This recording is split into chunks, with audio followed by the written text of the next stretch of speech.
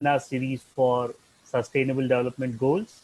This is an initiative of the Great Asia Pacific Region APR Core Team to bring the Sustainable Development Goals closer to the grassroots and also enable you to take small actions by understanding what the goals are and how we can contribute towards the goal in creating a better world. We will give another 2 minutes and then we will be underway with the first resource speaker, and it is none other than Dr. Ani Abdul Monem. Uh, we'll give another 30 seconds and then we'll be underway now. You can ask your friends in your respective countries to kindly join us on this webinar. And also you can follow us live on the Asia Pacific region Facebook page. In case you're not able to find a seat on this webinar, you can follow us on the Facebook. We are live on there.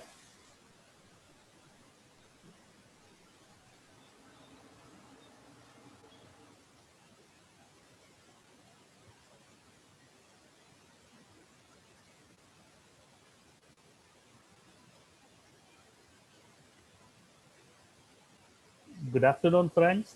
It's time now to introduce our first speaker, Dr. Ani Abdul Monem, who is currently the Global Director of Scouting Development in the World Scout Bureau, Global Support Center in Kuala Lumpur. Ani is a born scout, we can say. He has been doing his cubing and he was the International Commissioner of Egyptian Scout. In 2004, he joined the WASM as a professional staff, and he has a MBA and also a Master of Education degree holder.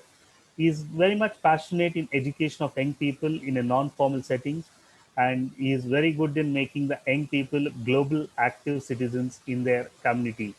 He has been one of the inspirations for many of the scouts in the region, those who have graduated their Scouts of the World award. He has been one of the inspirations for all these things. And after a long time, he'll be using his doctor skills to enrich the knowledge of our scouts and to tell more about sustainable goal number 3. Dr. Hani, the screen is yours.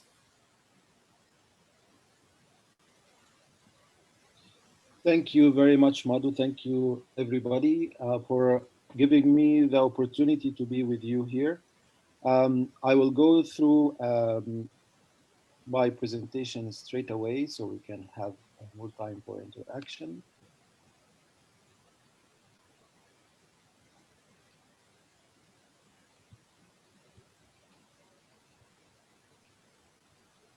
You can see my screen.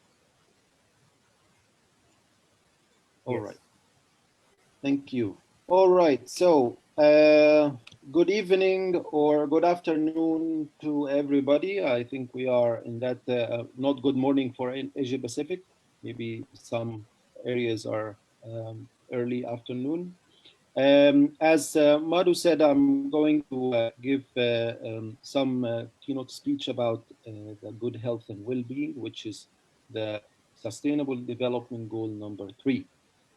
And before I go there, I just would like to let you know why I'm here, not only because I'm the Global Director of Scouting Development, but by profession, I was a dentist some time ago.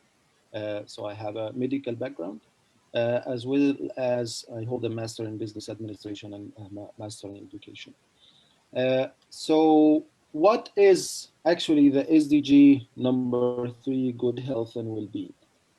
In a nutshell, it says that we people, we the governments, we the national scout organizations, we scouts, we everybody should work with the United Nations, as you know, that they already created 17 goals by 2015 to have the world more sustainable. And one of these sustainable development goals is about good health and well-being.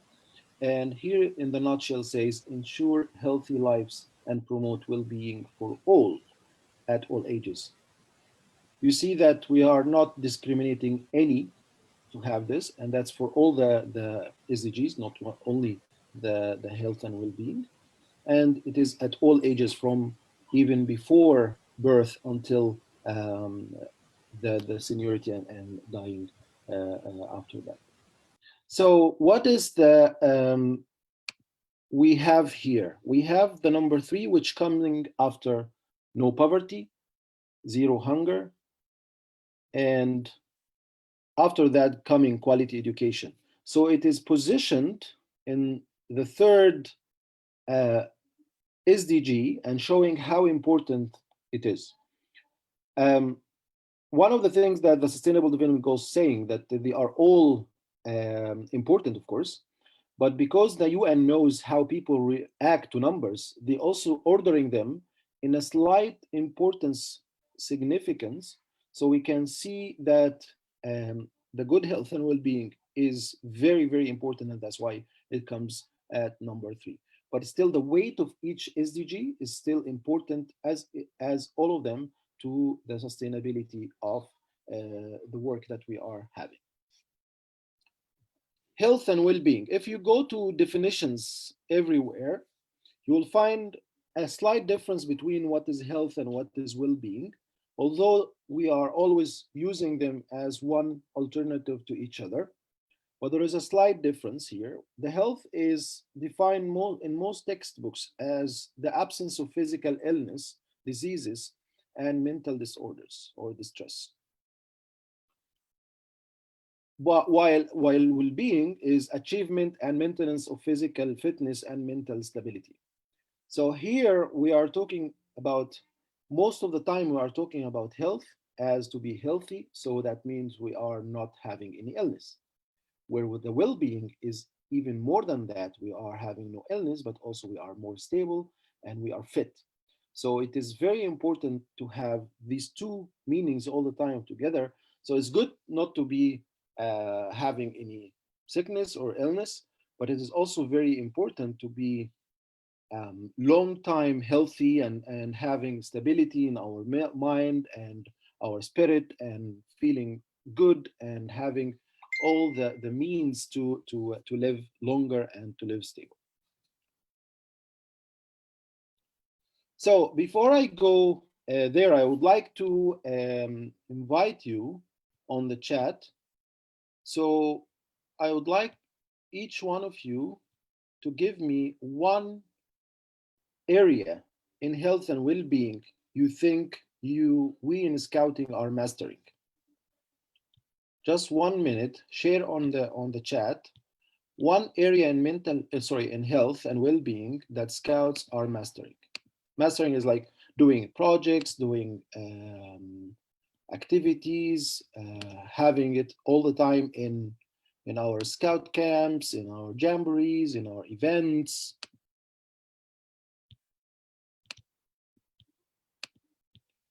Mental health, sanitation, the project Free Being Me, supporting each other, physical exercises, first aid courses. Yeah, one of the first things to know in scout camps, mental health, hiking, again, sanitation, stop violence, adoption to new norm. Every morning, the BP6, physical exercises,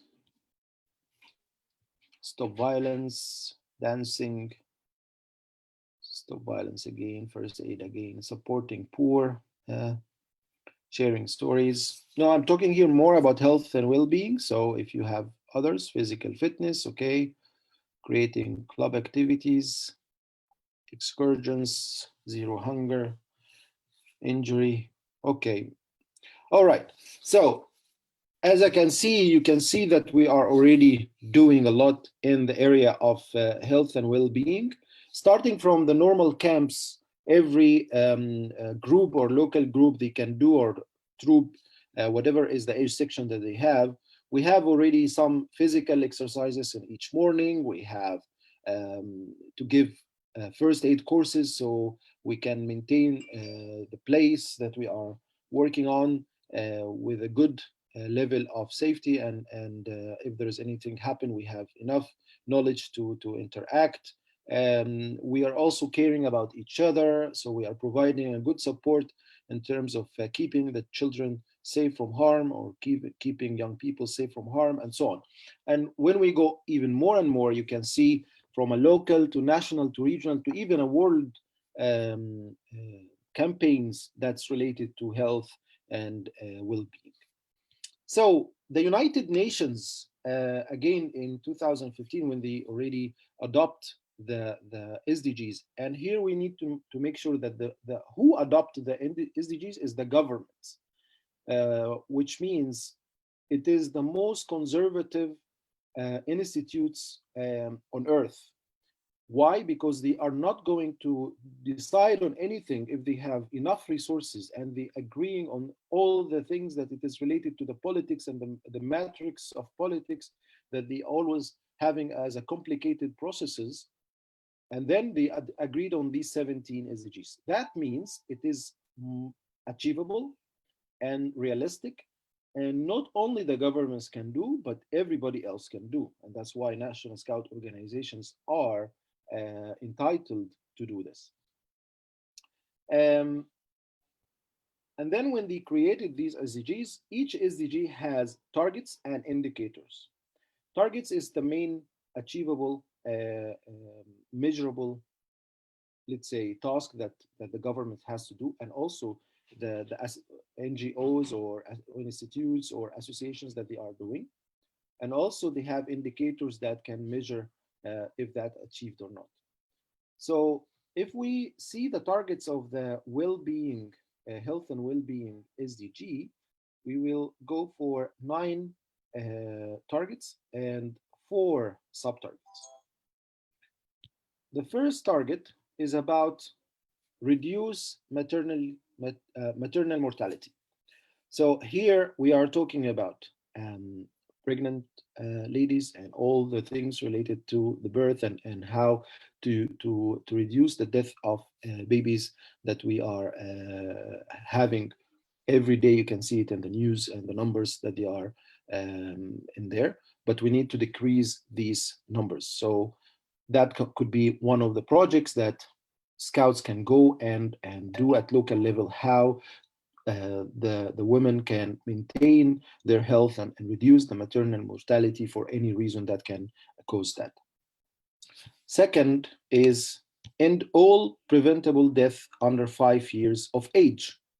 There is, in some areas in the world, there is a lot of children that they are die for so many reasons, like diseases or insufficient nutrition or whatever, that can be prevented to or avoided to prevent the death under age of 5.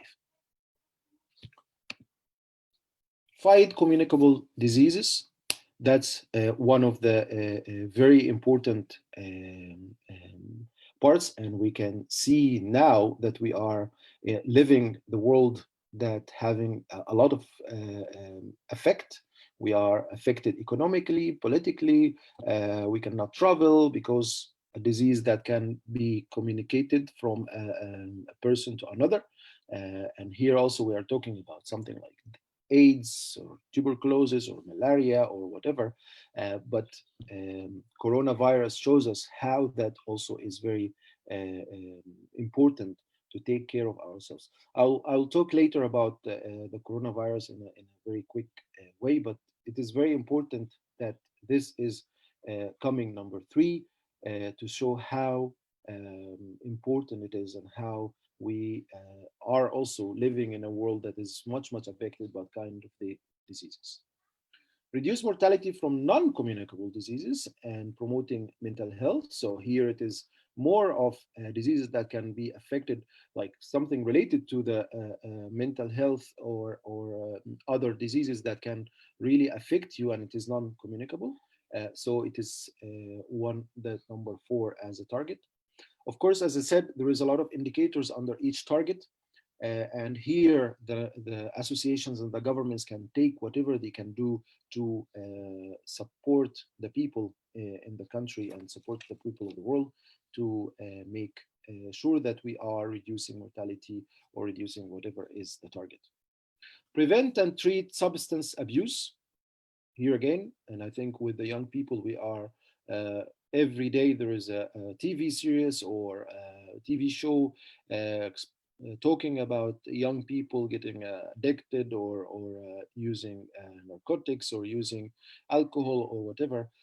So here we need to work on this issue, and also scouting is one of the great programs that prevent this kind of diversion from the normal way that the young people can live. Reduce road injuries and death.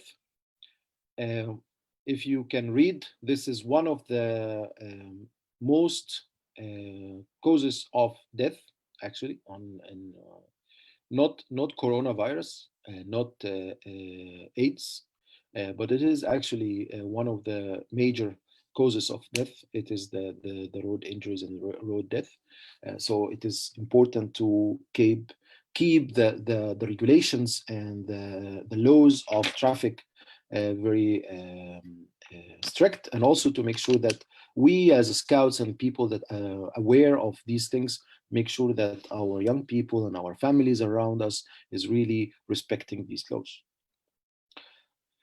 Universal access to sexual and reproductive care, family planning, and education. This area is growing massively in these days and beyond.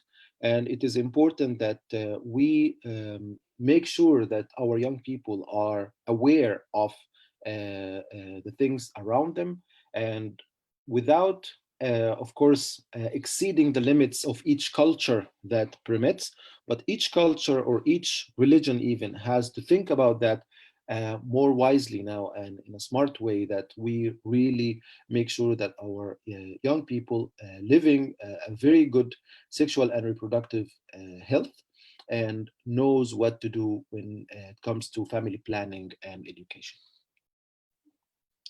Achieve universal health coverage. Here it is one of the things that governments are always struggling with, and also supporting the people with good health coverage is already, also we can see it now even in a well advanced countries, it collapses because of the coronavirus. So it is important to make sure that it is widely covered. Everybody on earth can have a good health coverage, because that's really essential for the human beings nowadays.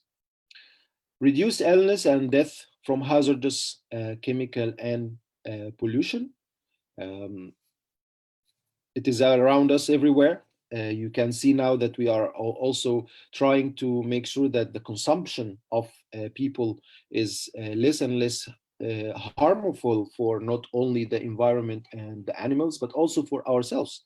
You can see a lot of traces of things now around us that can actually cause us a lot of major diseases.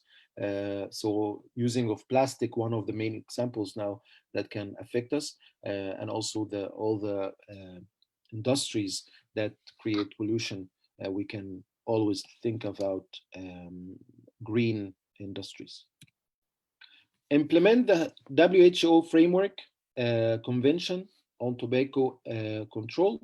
So here we started to have targets, or we call them sub-targets, and it is more specific about very specific area that can be a regulation for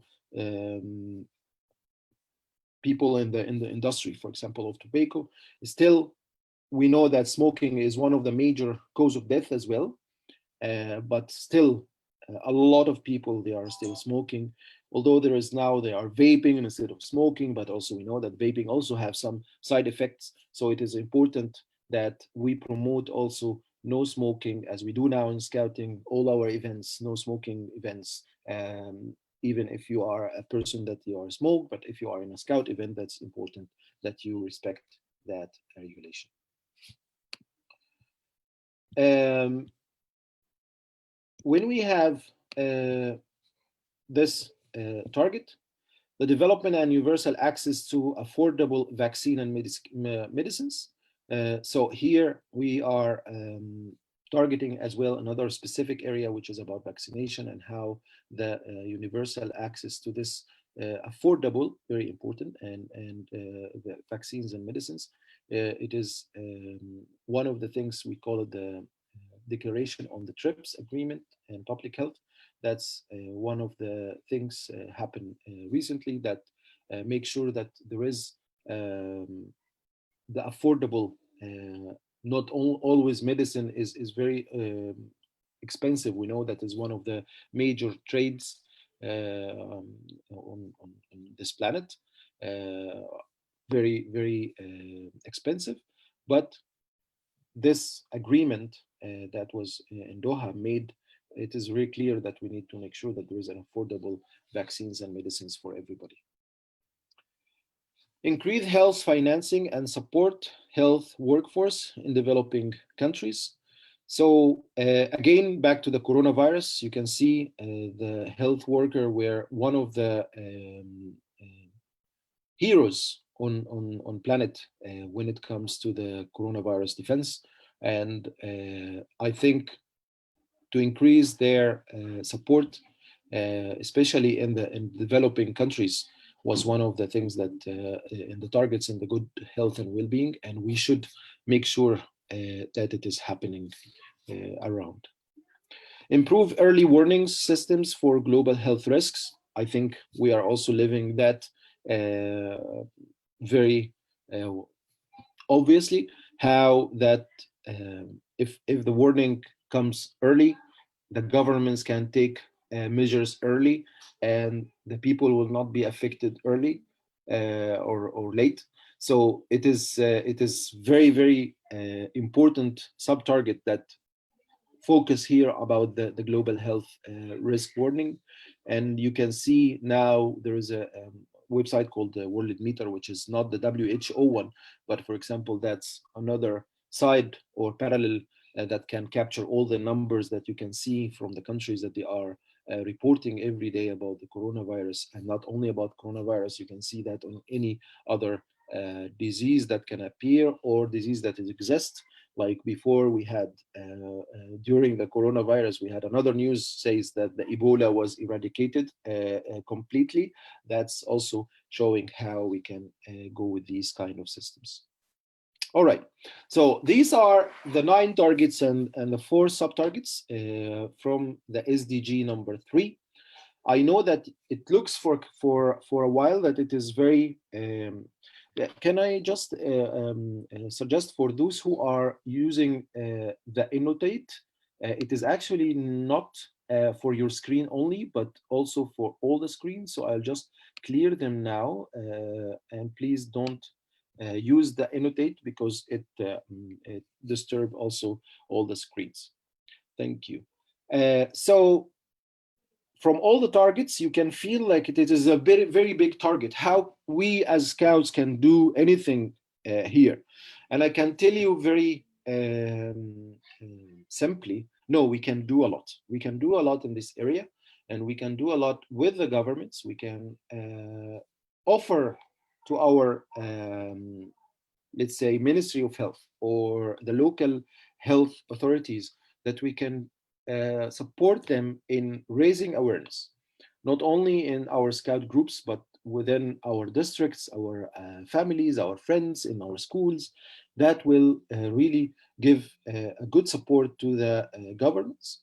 And also we will show as scouts, we are creating a better world, and we are active citizens as we promise to help others in all circumstances. So moving now to the coronavirus, I think we are all living the. Sorry, something happened. Sorry, I'm just clearing again all the drawings. Back to the mouse. Okay, we can feel now that we are all living in the new normal. Simply, one of these sessions uh, before, we were normally doing it in a seminar or in a summit or in a conference in the region or at world level or at national level, because that was the norm. But now it is easy that I am in a country and you are in another country, and we are all uh, meeting here. We have 135 people in one place, listening to a speech, working together, chatting together, and having this communication mean, because that's the new normal. That's the new thing that coronavirus showed us that we can do. There is no need to travel if we were even like to travel, but we still can benefit from connecting with each other as a scout family and a scout network to learn from each other and to do a lot of things. So that's also reflect on the health. So by social distancing and using the masks and using hand sanitizers and so on, this will not disappear once the coronavirus have been announced that it eradicated from the world. The people will still think that some other things can be communicable. So we need to keep that kind of new normal somehow. And that also shows us how health is very important. We always feel like, yeah, I'm okay today, it's okay. But actually, it is sometimes it is okay not to feel okay. It is okay to say that I'm not okay. I'm not okay physically. I'm not okay. I'm tired. I'm not in a good mood. I am mentally having some issue. So it is important to check that and to use your network and resources to know what is happening for you and to go earlier than before. So don't neglect these kind of signs that you can feel or symptoms that you can have to really maintain your health and stability. So again, the new normal shows us that health is very important, and that's why I see the SDG number 3 is one of the most important 17 SDGs. And if we go back by 1909, AIDS to Scout Mastership that was wrote by our founder, Baden Powell, he actually stated 4 areas that it is very, very important for us. And by pure chance, when we thought about also what kind of directions that we can take as a world organization of the Scout movement in the coming future for themes for education, we found that they are the same, more or less the same as what Badi Paul was saying. So health and strength is one of these. There is a one chapter about health and strength in the Aids to Scout Mastership, and that's, as you know, is one of the fundamental books that he wrote to make leaders are ready to educate young people in our lovely movement. Second is character, how the young person can have his own character and identity, that it is strong and also very effective in the world. Service to others, how we help others and how we service them. And then nature. Nature is also one of the areas that now, if you put it in a new terminology, we have health and well-being, skills for life, community and peace, and then environment. So you see that not sure why there is someone is doing this on the screen, but I will again clear all drawings. Please, whoever is playing with the annotate, please don't use it, please. Then that shows us how important that from the early beginning. So we are not new to this area. We are actually very deep and old practitioner and advocate for this area. Important to also notice the work that we have on the Scouts for SDGs. As I know, these webinars is part of the Scouts for SDGs. And if you go to sdgs.scout.org, this is one of our platforms, or even if you go to scout.org and there is the top bar, there is something,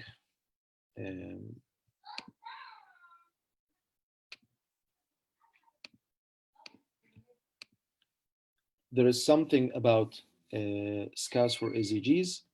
Sorry, there is something about each one of these SDGs and how that is related to our scouting activities.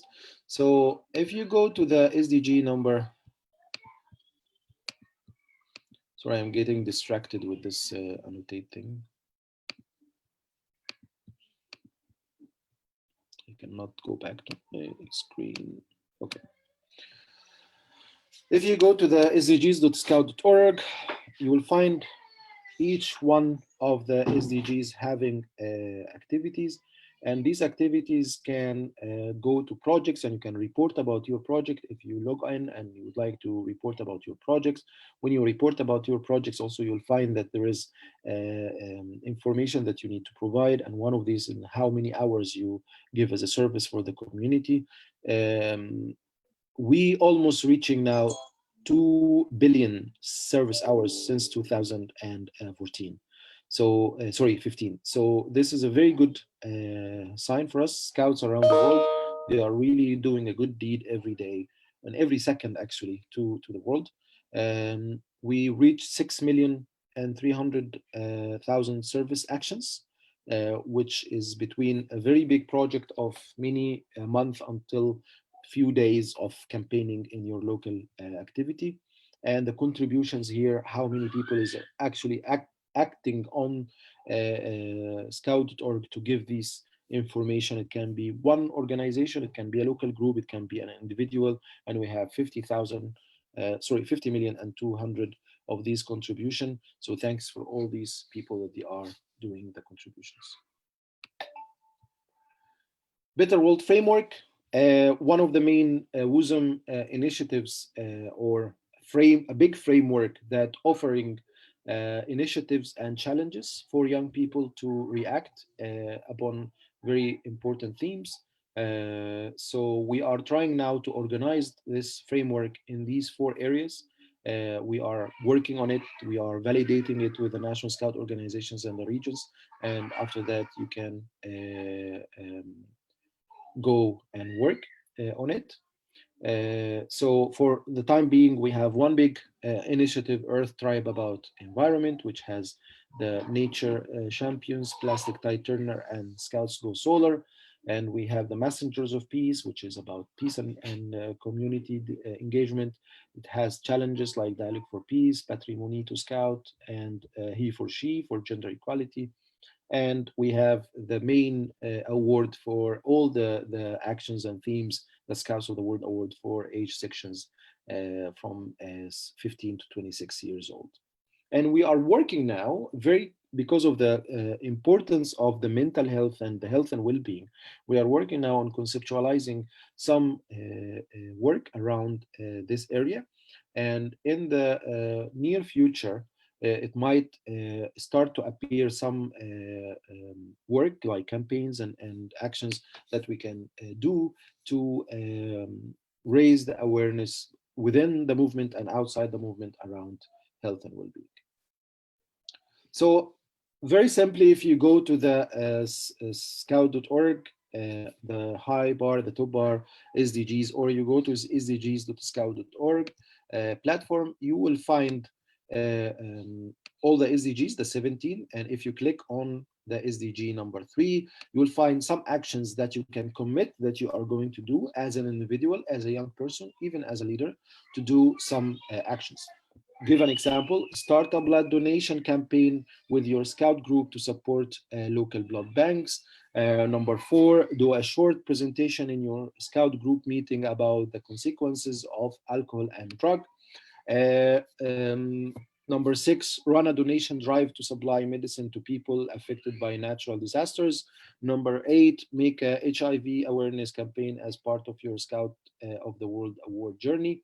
So you will find all of them is really linked to our Scouts and also linked to the targets that I just explained in the SDG number 3. So it is very well articulated with the SDGs and also our scouting reality.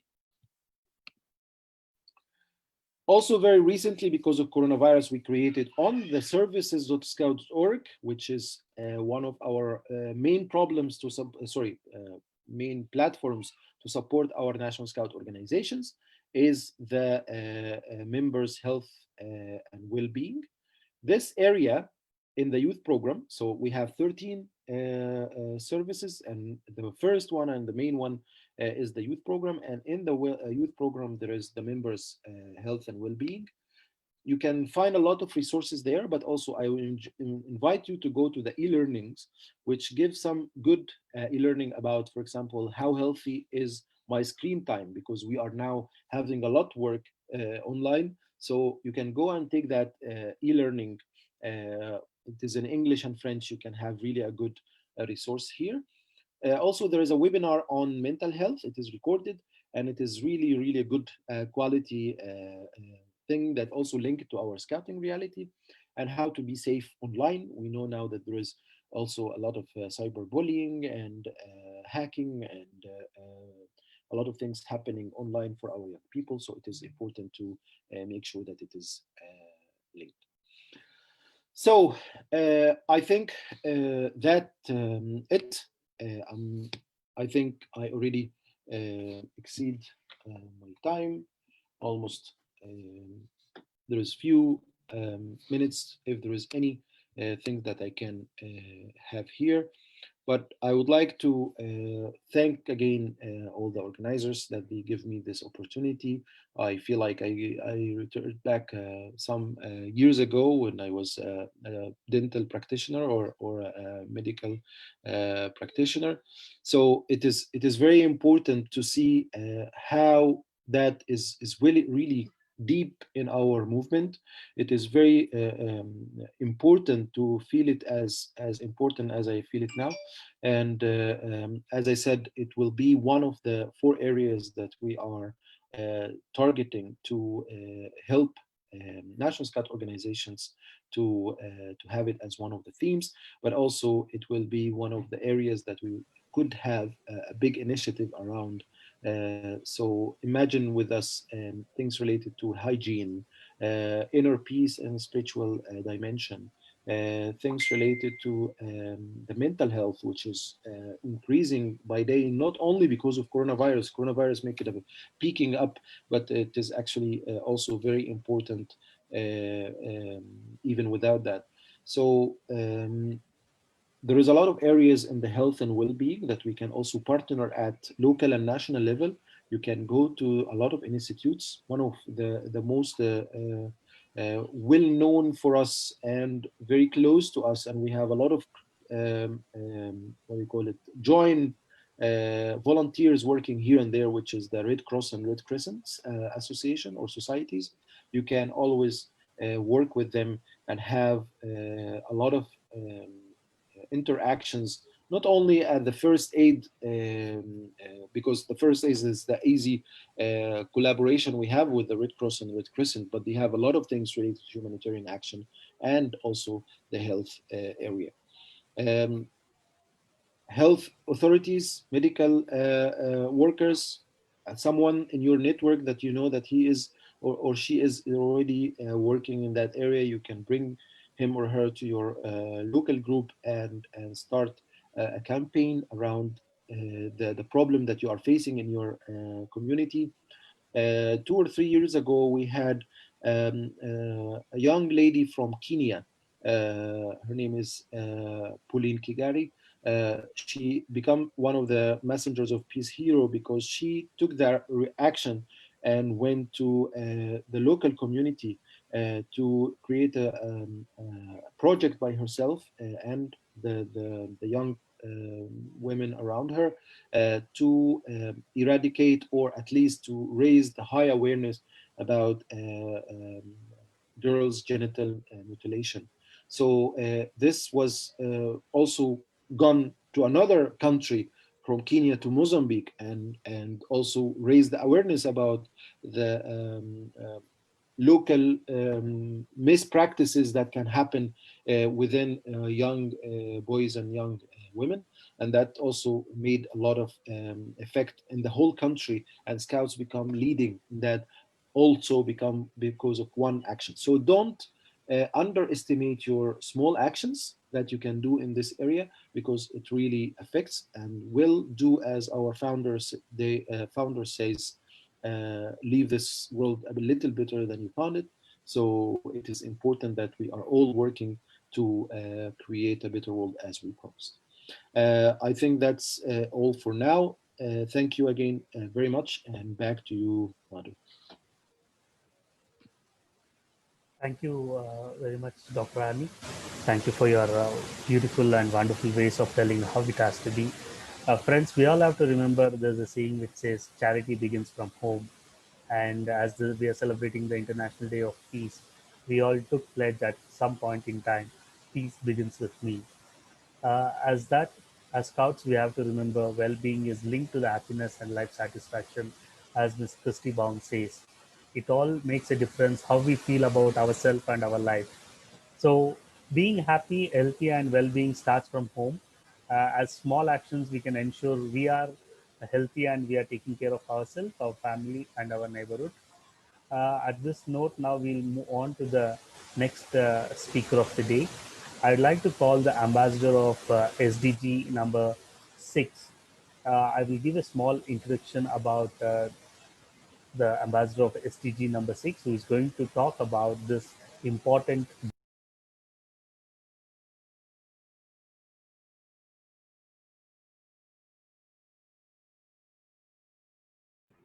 Madhu, did we lose you? I Madhu? think we did. I think so, Mr. Okay. Prasanna. We lose Okay, Brother Madhu. he's back? Oh, we lose him? Yeah, you can Okay, step in it. so I think I will slip in it. Okay, friends, while Madhu is coming back, we would like to introduce you Mr. Rafael Madrigal, who is the ambassador for SDG 6, Clean Water and Sanitation of 2030 Youth Force in the Philippines. He is a licensed financial advisor at Sun Life Philippines, research and planning technical manager at Manila Water, and assistant director for training and development and Philippine young water professionals. By education, he has completed his master in science in data science at the Asian Institute of Management, and he is a chemical engineer from University of the Philippines, Diliman. Uh, so here is Mr. Rafael Madrigal, who will talk to you on SDG 6, clean water and sanitation. Mr. Madrigal, floor Hello, is yours. good afternoon. Can you hear me? Loud and clear. Okay, let me just turn off my virtual background, and I'll just share my screen in a moment.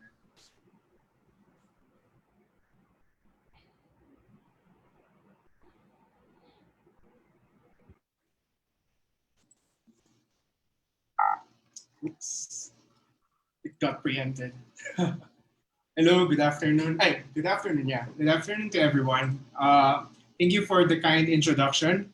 My name is Rafael Madrigal. I'm currently the SDG 6 ambassador of 2030 Youth Force in the Philippines and the assistant director for training and development of the Philippine Young Water Professionals. So the Philippine Young Water Professionals is the youth chapter in the Philippines of the International Water Association.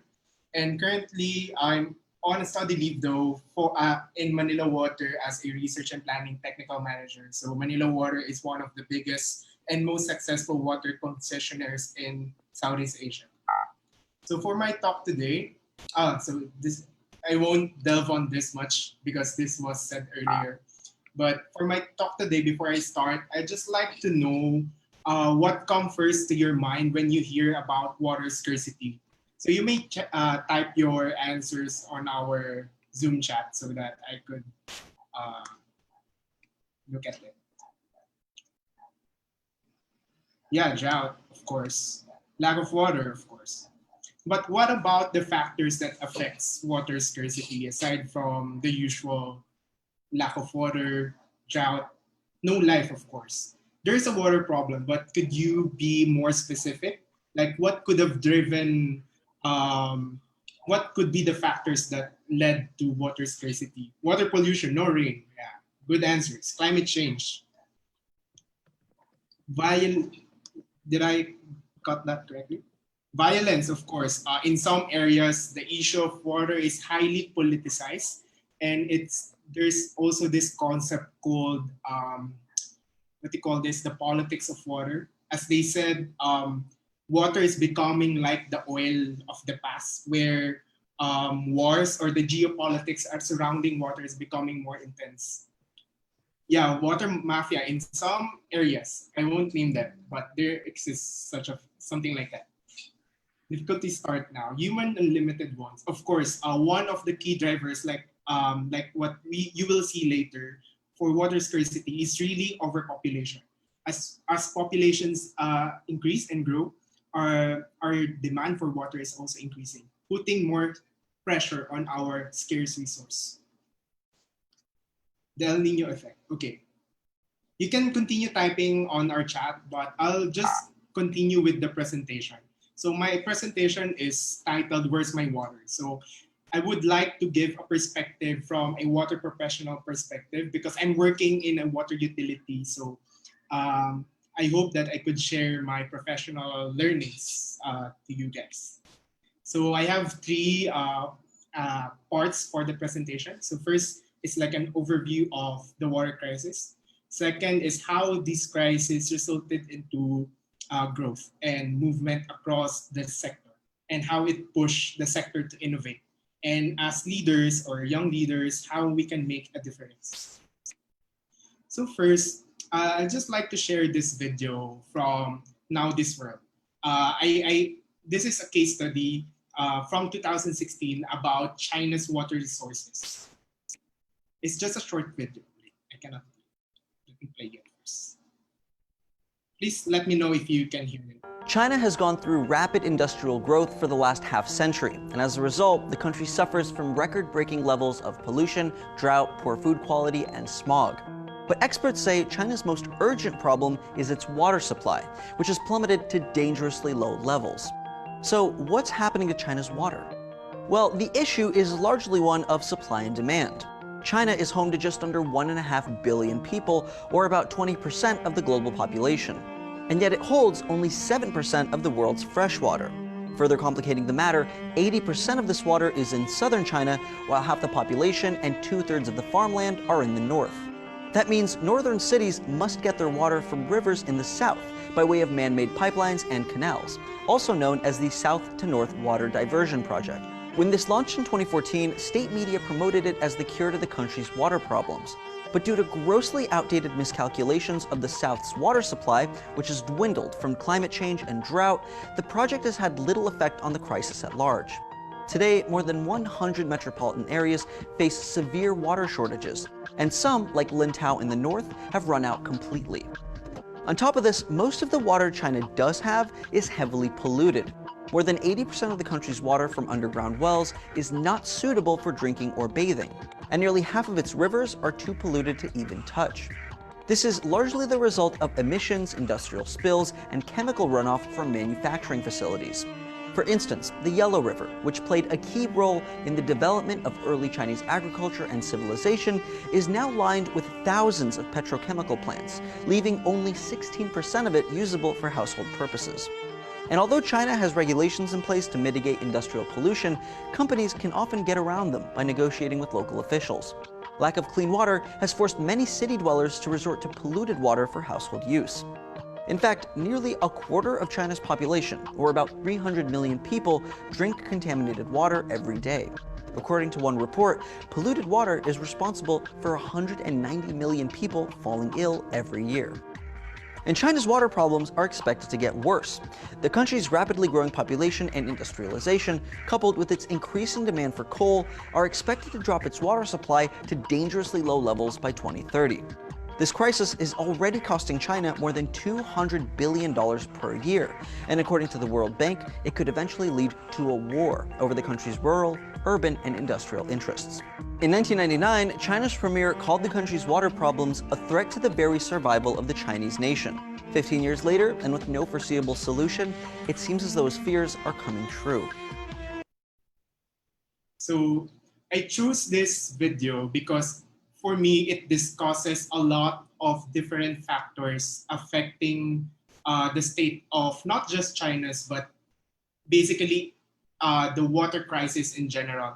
As you can see, as you saw in the video, one key aspect there is the increased water demand. Knowing that China is one of the most populated countries in the world, of course, it follows that their demand for food, electricity, and water also increases, and this puts pressure into their resources. Aside from that, the growth, the industrialization of the country also affects the scarcity or the security of the country's water supply, because if water pollution remained to be unaddressed, it technically contaminates our water sources with wastes. And of course, one key note there that we must also emphasize is that despite the stringent water regulation, some of the corporates manage to find their way around this regulation by negotiating with local officials. So sometimes, even if China is is the country that I know that has the most stringent environmental policies, but of course, like say in the Philippines, conglomerates find their way around these regulations by negotiating with public officials. So these are what you can see on the slide are just some of the factors that I believe are important to note when we are talking about water security or water scarcity to that effect. If you have thoughts about anything or questions, please type it on the chat so that I could see them. So for the first portion, locally in the Philippines, it's also the same, because in 2019, we experienced our first major water crisis. This is just a minute video from South.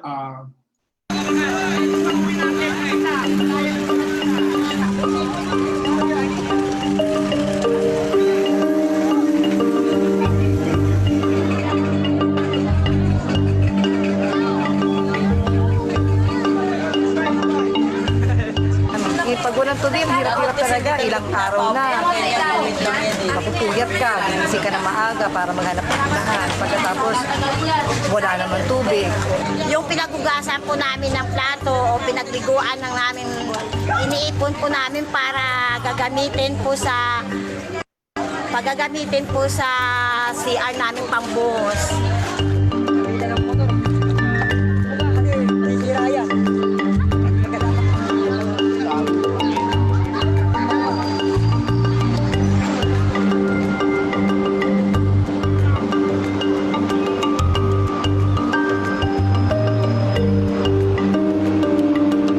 That we're getting doesn't match the demand anymore that we have from our customers.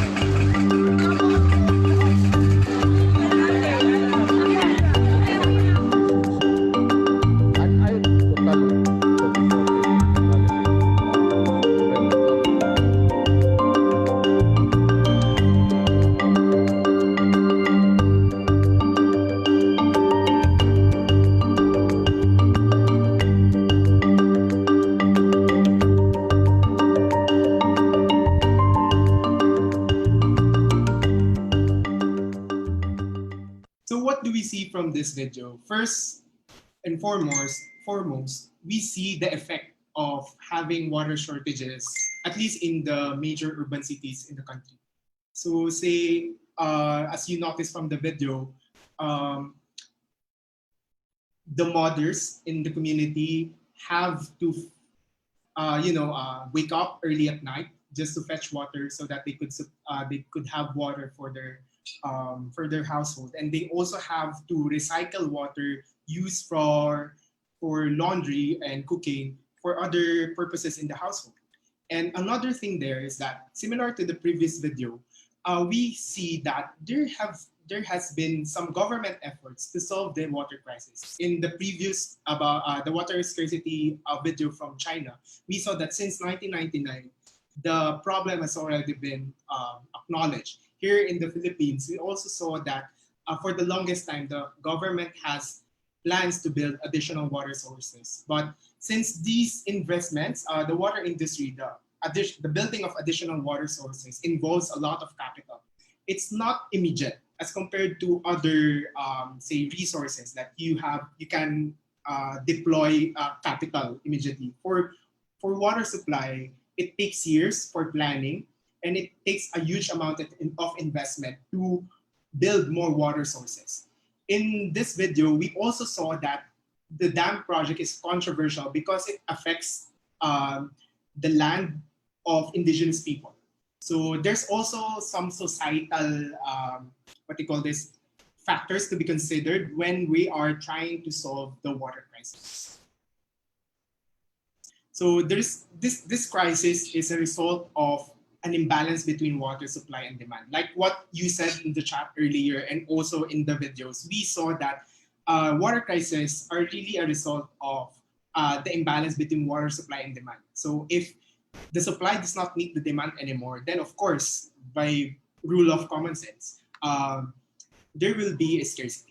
So a lot of factors here. These are some snapshots from Metro Manila's main water source. So as you can see here, the brown areas should be filled with water, but during this time in 2019, the water levels of the major dams went down at critical lows, historical lows since since after a decade. So there, and this shows the graph showing that there's really this interplay between supply and demand. I won't delve on that. So this put us into a perspective. We know that only 3% of the global water supply is fresh water, and out of this, only 1% is surface water and 30% is groundwater. And we know that this is, and 69% here of the 3% are trapped in ice or glaciers. So technically, if we're just talking about surface water, we only have 1% to use, and 30% groundwater is not always, efficient to extract, because for some places, too much extraction of groundwater results to what they call this, the destruction of the water table, which might cause lands to subside. So this is one of the issues also in Metro Manila, because the land levels are going down or subsiding because of too much extraction of groundwater. So global population and economic growth place unprecedented stress on water. Fiercer competition among users requires more proactive water management. This goes back to my point earlier that overpopulation puts more pressure into a very scarce water resource, because as populations grow, we need more food, we need more electricity, we need more water, of course, and of course the economy must grow alongside that population. So there's continuous industrialization. All of these require water, and if you're familiar with the concept called water footprint, similar to carbon footprint, we can trace the amount of water that is embedded in a way in every aspect of life, or food, or in whatever we do in our everyday life. So this puts a lot of pressure in our very scarce resource. And this is not just localized in China or say in the Philippines, because according to the World Resource Institute, the water stress around the world is mapped like this, where Australia, China, or most Asia, and the US and Chile here are experiencing according to extremely high water stress. So what does this mean? This means that the extraction of water is very large as compared to the refill rate. So people, or these countries or urban cities, are extracting more from nature than the capacity of the nature to refill it. And in 2018, you can see here that even if Cape Town here in South Africa is still at orange, in 2018, they almost experienced day zero, which is the condition or the situation where they have to turn their taps off because they don't have water anymore. So this is a global phenomenon that we have to be aware of and be mindful of when we do our planning. So how does this crisis push the industry to grow and to change? So one thing here is that we realize that water is not unlimited. Even if we have this urban water, this water cycle where water evaporates, then condenses, and then travels again back to the environment. It is not unlimited because if we look at the urban setting or the urban water cycle, it is more complex because there are a lot of streams involved, and water comes or travels in this cycle at various grades. Or when I say grade, I refer to the cleanliness of the water, because here, of course, coming from the clouds, we have fresh water. But after it passes through the urban city, it becomes wastewater already, which has to be treated. And for some, or for if it doesn't come from the household, then it becomes stormwater, which also needs to be treated or cleaned because it carries the impurities in an urban city. And if we are introducing impurities in the previously what in the water cycle, then we make the scarce resource more scarce in a way, because some of the water source become unviable for reuse. So here we see the impact of human society when in disrupting the natural cycle for water, because we technically, in a way, introduce the dirt into the environment. So in a way, we have to be mindful, and we have to clean it ourselves so that we have water for future generations. So of course, since it is very complex, it involves multisectoral and a multidisciplinary approach. So here we see that water is crucial in the achievement of other SDGs. So when we talk about water, it's not just about water access or sanitation, because it is also important in the achievement of other SDGs. As mentioned earlier in the previous talk, the global pandemic or COVID-19 has emphasized the value of hand washing, which of course needs water. The same thing, like I mentioned earlier, we need water to produce our global food demand. Same thing with electricity.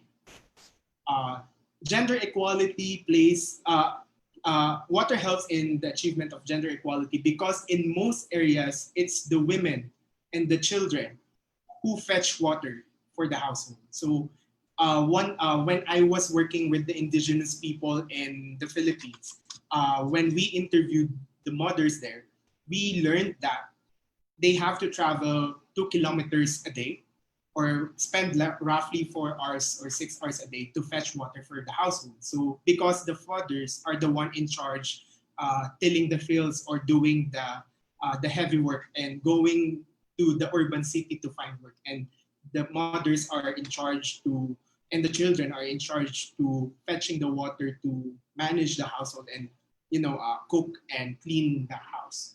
Same thing with life below water, because of pollution, and same with life on land. Same thing. In sustainable cities and communities, it's very important because, as you can see, as I shown on the previous screen, there's something that we call an urban water system. So there. So quick facts about SDG 6. Now we go towards the numbers here. 5.2 billion people had safely managed drinking water in 2015, but 844 million people still lacked even basic drinking water. 2.9 billion had safe sanitation in 2015, but 2.3 billion still lacked basic sanitation. So 892 million people practice open defecation.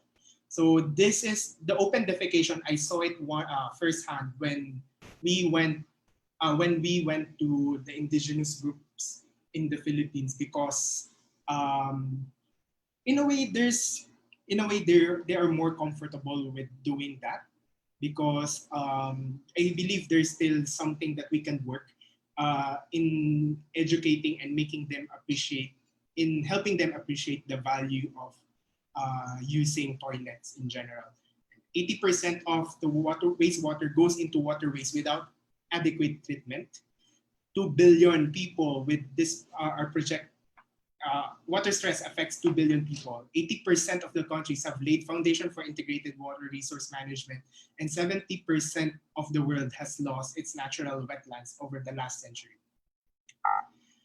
So here we see that this is the global picture when we talk about SDG 6. But I would like everyone listening to my talk appreciate that beyond the numbers, that's why I introduced this very late in the presentation. I want everyone, hopefully, to appreciate that water is not just about the number, or water scarcity is not about the numbers only, but also the interplay of other factors in the water cycle.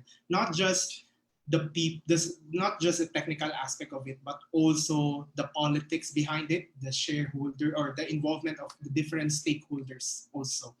So here we see we have roughly 6+2 targets under SDG 6. So I'll just breeze through it because I know that this is already common knowledge. So later I will summarize it into quick words. Okay. So first one, safe and affordable drinking water. Second is about sanitation. Third is about the improvement of wastewater treatment and safe reuse. Fourth is about water use efficiency.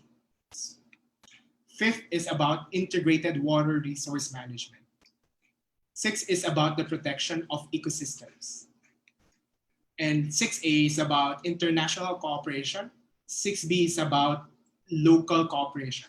So support local engagement in water and sanitation management. So why did I breeze through it, and how did I summarize it into into short words or short phrases? Because if the importance of summarizing it into short phrases is that on top of our heads, we get to understand or know what the SDG targets are all about. And by understanding it that way, we don't have to memorize the long statements here under the targets and the indicators.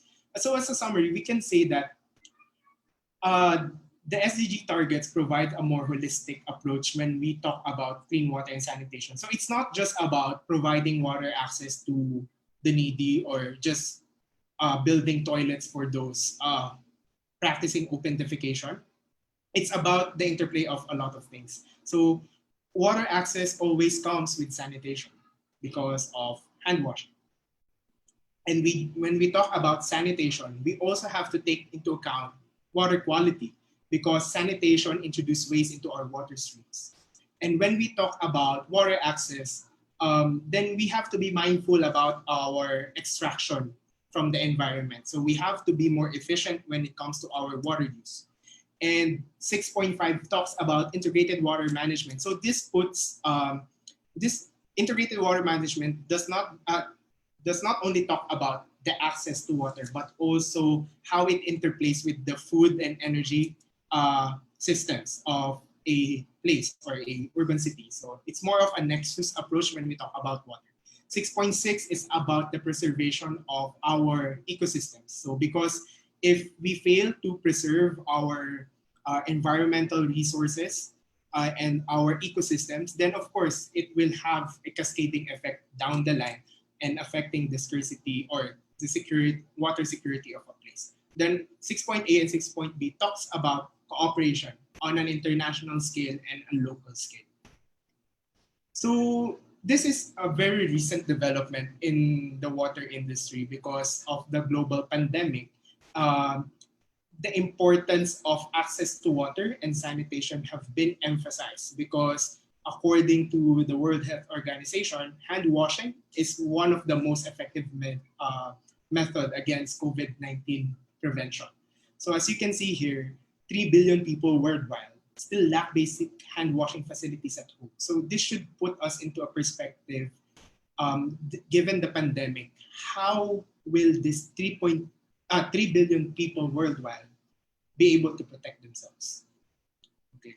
And aside from that, there's still a funding gap of 61% in some countries for achieving the water and sanitation targets. So it is not just, it's not just about the lack of projects or a lack of initiative, but it's also a lack of money. Because as I mentioned earlier, most water access or water, water reservoir projects involves a lot of money and capital expenditures, which may either come from corporations, from NGOs, or from the government.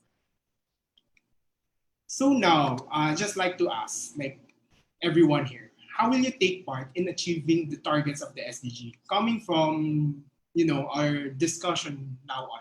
Later after this, I will discuss some of the innovations that that have that are given attention in the water sector. But I'd just like to have a quick litmus test, like on a very personal level, like how will you take part in achieving the targets of the SDG? Like you could type your answers in our Zoom chat, and you could use the different targets earlier as a reference. Oops. Here. So it could be related to safe drinking water for all, so water access. Could be related to sanitation, to wastewater quality, to efficient use of water, either to integrated water management, preservation of our resources, or cooperation. Yeah, I agree. For June Ryan, it's plant more trees. So that falls under 6.6. And water source preservation, also under 6.6. Recycling of water, I think it falls under 6.4 or 6.3. Depends. Because for 6.3, it's wastewater treatment. So this involves the reuse of water. So for some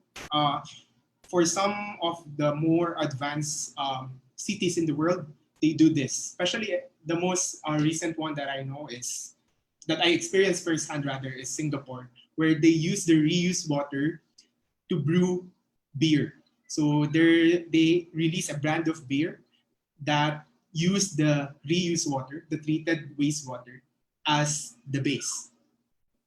So very interesting. The beer is very tasty. Apply NLT during camping, yeah. Storage of rainwater. So this one is more applicable when we do it on a household level.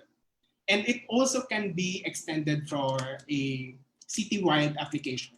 For Singapore, they have established water catchment basins on a city level that intends to collect the rainwater from the city, and which could be used as a water source for the city as well.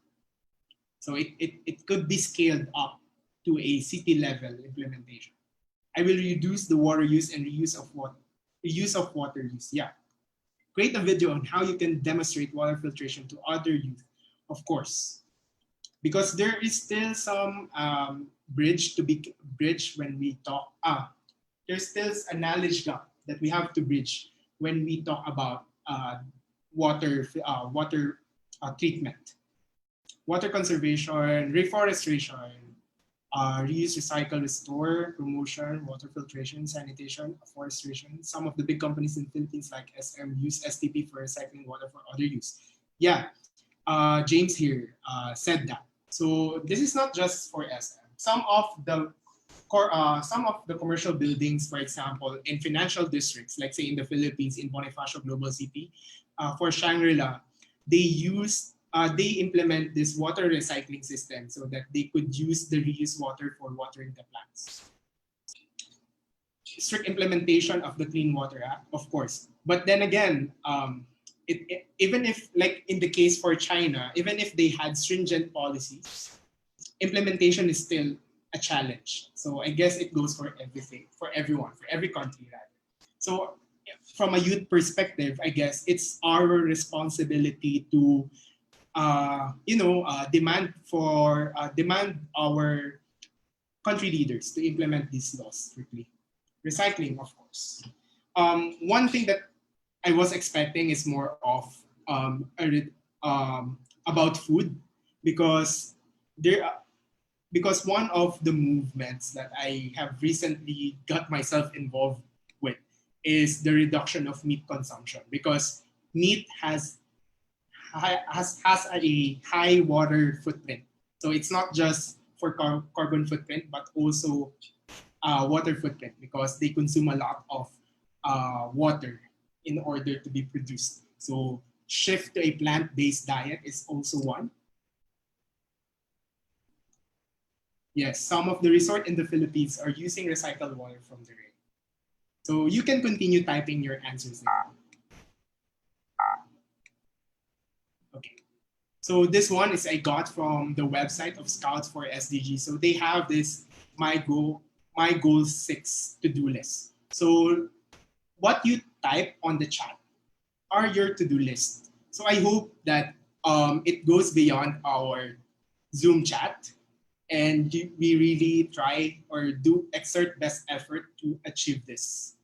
Especially, I guess, for a water conservation perspective, this is very easy to achieve. You just have to say, limit your water consumption to the bare minimum. Like say, when you take your showers or when you wash the dishes at home. So you could implement it there, or say when you water your plants. You don't always have to use fresh water to water your plants. You could always use, say, the water you use to wash the rice as your water for your watering the plants, or etc.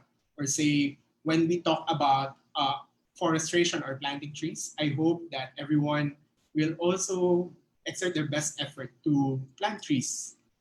Especially, this is important because for our watersheds, planting trees is very crucial in terms of water retention and ensuring that they have a good quality of water in the reservoirs. Next up is that the water shortage has forced the sector to innovate. So here I'll just talk about some of the innovations in the water sector.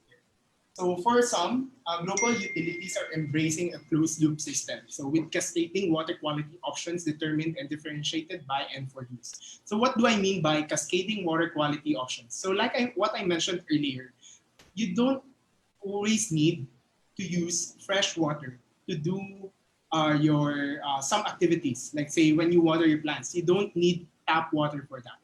You could always use, say, water you use to wash the rice, or say when you flush your toilet, you don't always need to use tap water for that. You could always use your laundry water to flush the toilet.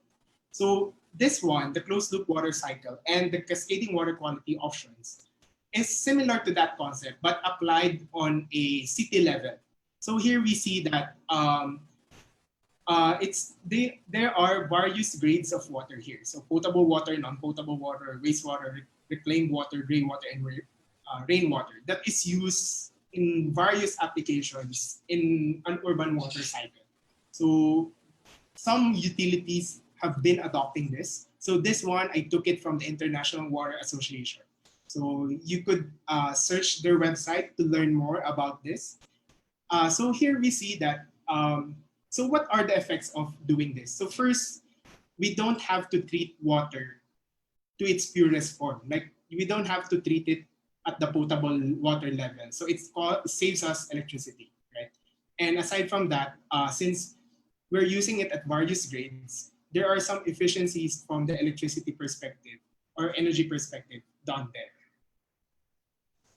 So another thing is materials and biosolids, materials recovery and biosolids to energy. So this is more of the approach when we talk about Nexus environments or Nexus setups. So here we're recovering materials, we're recovering energy. So we're seeing something like an water energy nexus.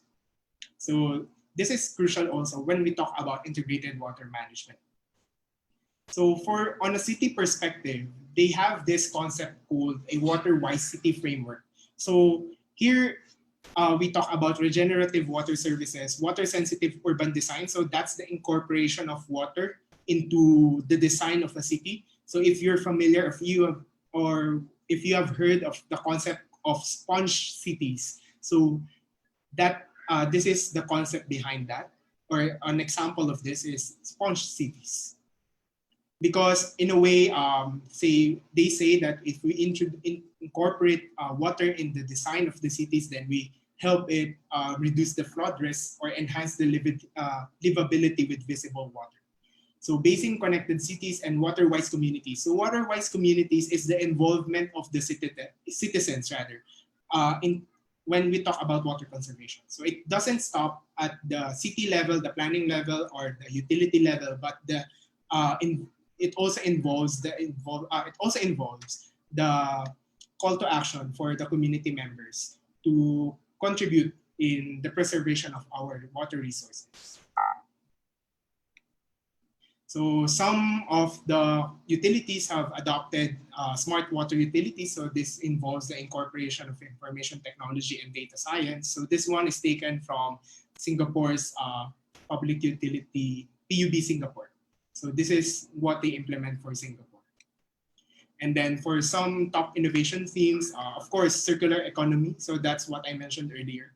Climate resiliency through the incorporation of blue-green systems, and efficiency and accessibility, incorporation of digital technology to improve efficiency and IWRM, or Integrated Water Resource Management practices. Oops. So aside from the innovations, it's also important to involve the government, the local government units in planning and, in informing them of the realities of water shortage or water scarcity. In recent times, we are seeing public officials becoming more involved when it comes to talking about water shortages. So these pictures are from the Philippines during last year, during the water crisis. So there's a lot of noise, or chatter in the government offices about it. Okay. Noted. So then this one involves a multi-sectoral approach towards that. So just to conclude, I just like to share some of the insights on how we can be more proactive when we talk about water and help in the achievement of the SDGs. So what can you do? So first, innovate with the community stakeholders in mind. So technical innovation is not enough because sometimes we are deluded by technology when we talk about innovation. So it's not always like that, because innovation should have the community at the center. Focus on their needs.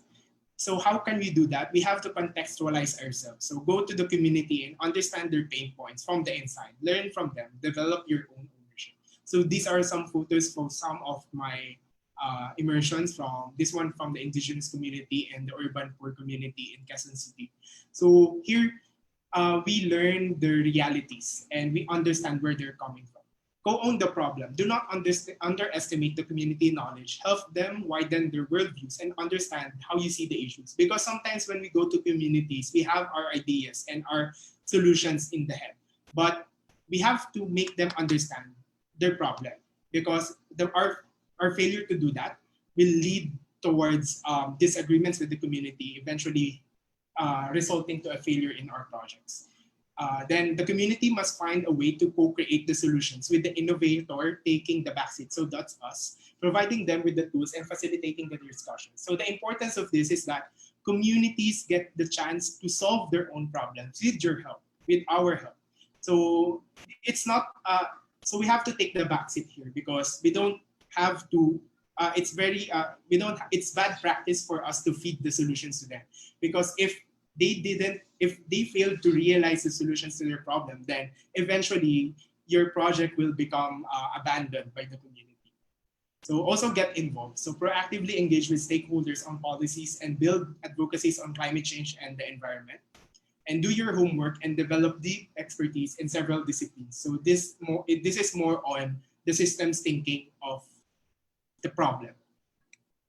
So here is just a framework that you could follow. I took this from the Asian Institute of Management, where bridging leaders harness the intrinsic power of the community in order to achieve social equity. So the tips earlier are based on this. So here we focus on our ownership and develop our personal response, and then help the community understand the problem to develop collective response and facilitate innovation in the community so that we could achieve social equity through social innovation. So that's the last of my slides. So if you have questions, you could type it on the chat so that I could answer it. Thank you.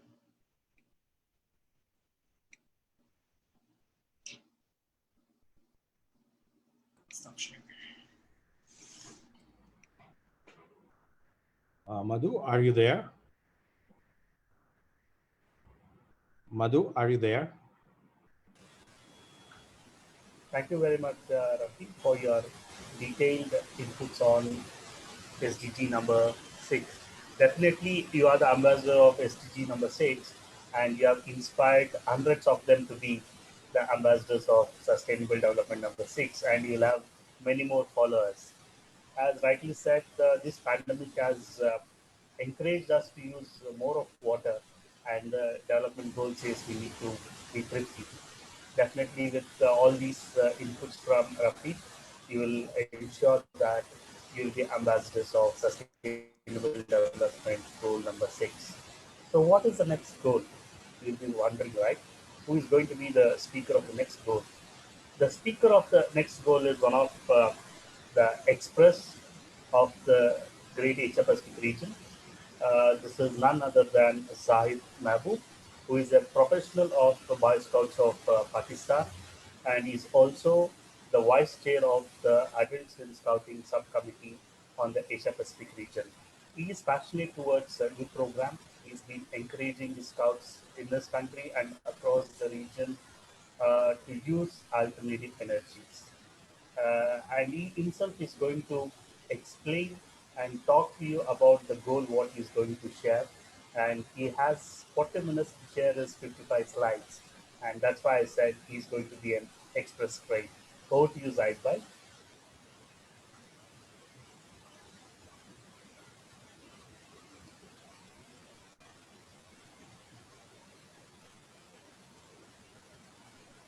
Zaid? Can you hear me?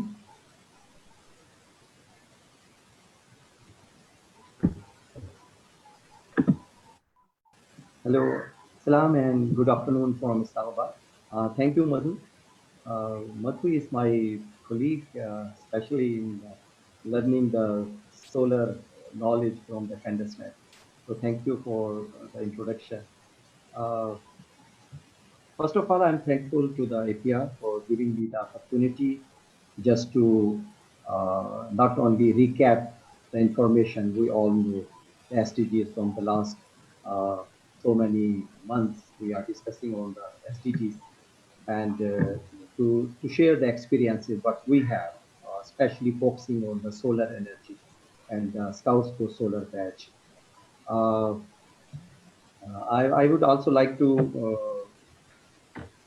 request you to, if you have some question or some queries, you may write down and share us with on chat. And at the end, we will definitely discuss and share the experiences on based on our own experiments. If you see the first slide, because we are going to address the affordable and clean energy, that is the 7th SDG out of 17. Then we see that our reliance on unclean energy to fuel our life means that climate changes is speeding up. You can see everywhere, especially when there was a COVID-19 and there was a very slow traffic in the in different cities. And then we realized that so much smoke, so much carbon monoxide was there, and due to COVID-19 and due to slow trafficking, so it was less than as compared to the daily routine. So it was very much clear to us that we are getting our energy from the unclean sources, and then unnecessary health conditions also we see. But if it's not only about switching it to clean and renewable energy, still over 1 billion people are deprived from the electricity. Uh, we know that it's more than 7.6 billion people in the world. But on the one hand, the people are using the energy from the very unhealthy and unsold, ungreen, and there are another people, a group of people who are deprived from the electricity. So go to the slide, next slide.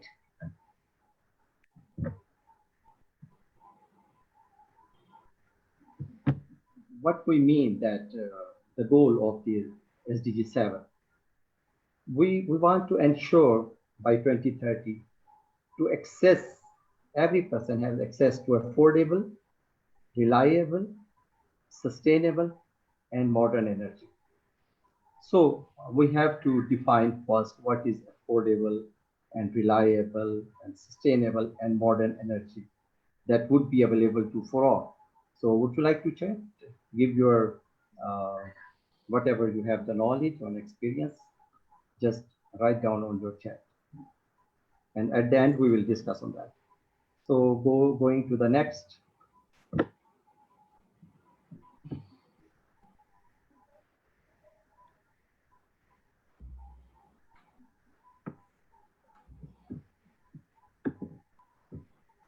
So renewable energy solutions, when we say that we need green energy or green resources that would be cheaper, that would be more reliable and more efficient every day, especially in these days when we were not only experiencing the health issues due to COVID-19, but we are also realizing, as in earlier presenter said, that not only the health, but even the mental health, we realizing that in coming days, we will more focus on the mental health as well. So these all things, when we are dealing with the energy that is affordable, that definitely it will also affect on our health, on our mental health as well. If it would be cheaper, because we see in everyday life, in everyday, energy is going to increase its cost, and then we have to depend on the modern energy that would be cheaper and more reliable. So we have to focus on some of the targets for the next slide.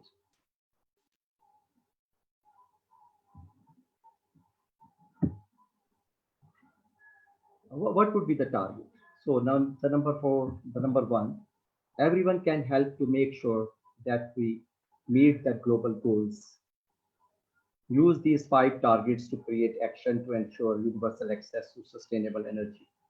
So the UN organization has set 5 targets, and on these 5 targets, they also decided and they also introduced a list to do, and the Scout movement also established another list that what can Scouts as an individual, as a group, as a unit, what they can perform and how changes they can bring to create this world a better place. So going for the next, the first target is, for the next slide,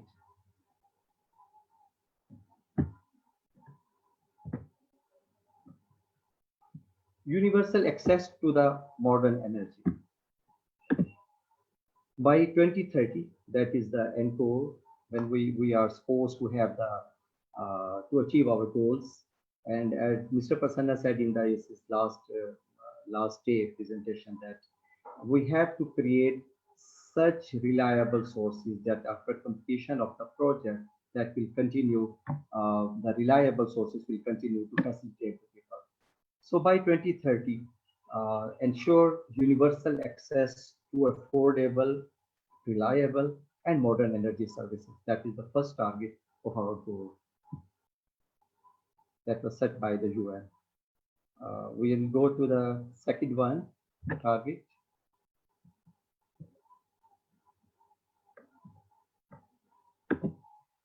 That is global increase in the global percentage of renewable energy. So by 2030, increase sustainably the share of renewable energy in the global energy mix. So we have to increase whatever we have different sources, and one of the source definitely is the solar, wind energy, and the other sources. And through these sources, we have to increase as a whole the global energy. The next target, that is target number 3 out of our 5 targets. Double the improvement in energy efficiency. By 2030, double the global rate of improvement in energy efficiency. How much energy we are producing, it is requirement of the time, that is the passage of time, as in the previous presentation. The water shortage is there, and we need a lot of water, fresh drinking water as well. So they are getting from the rainwater and some other resources. On the one side, they are trying to preserve the water and to get the water, some of those sources. So definitely By 2030, for the energy sector, we have to double the global rate of the improvement energy efficiencies. The next target.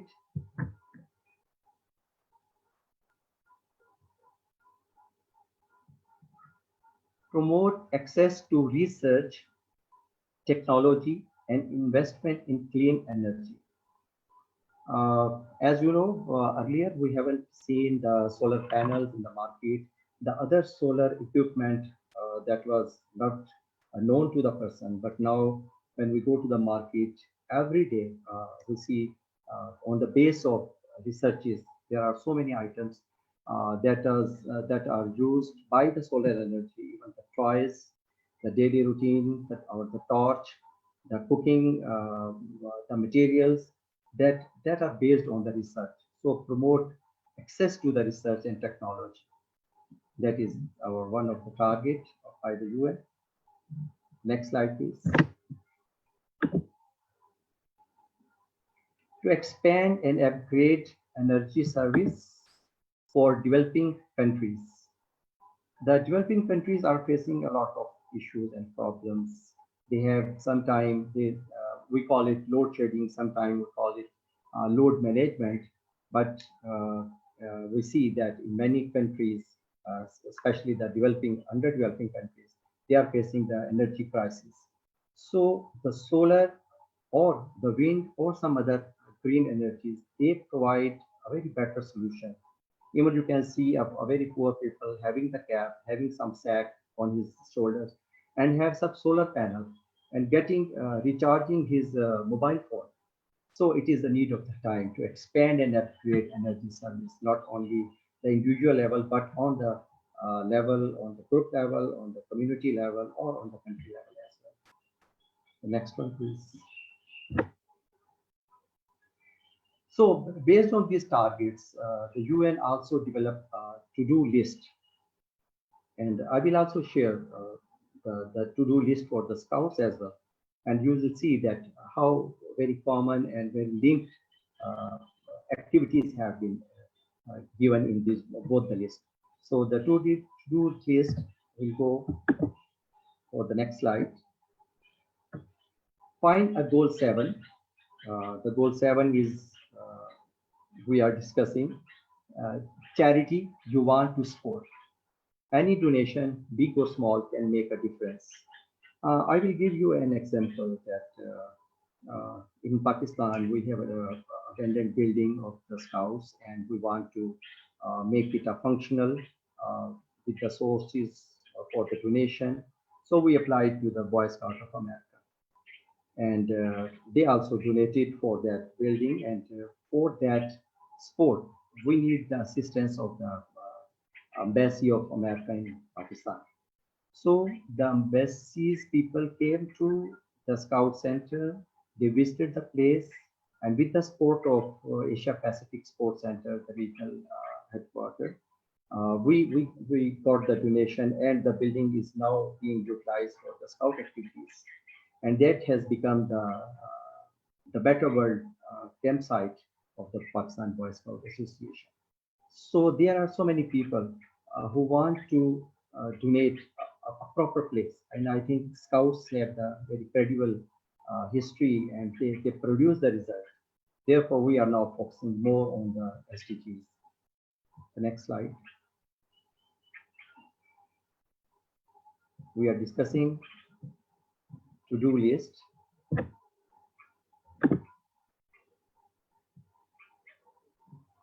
Switch off your appliances at the socket. Turn off the lights when you are not using them.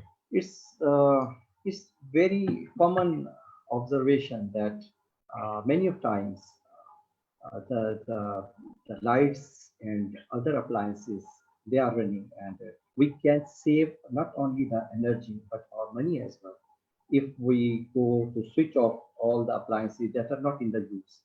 And when the lights are necessary, we must use that light. But majority of the time, we can use the sunlight as well. We can open the windows, we can open the doors for the lights to come in. It will not only give us the energy, the light, but it's also good for the health as well. It gives you vitamin D as well. The next. Turn off your air conditioning if you have, or other appliances, especially for sleeping. Open a window or use a fan. So again, this is the list that whatever the appliances we have, either it's air con, it's your washing machine, your dryer. You can use a dryer, a solar dryer, that will give you better results as well. And especially when you are sleeping, it's better to open a window. That is good for your health as well. And it will also save the energy and your money as well. Next slide. Buy rechargeable electronics. Don't buy or use one-use batteries. So it's very in everything, in our torches, in our even the chargers, in other routine matters. We in the clock we use the batteries. So we have rechargeable batteries. We can recharge the batteries and we can save the energy as well as our resources by using the electronics that are charged by the rechargeable batteries.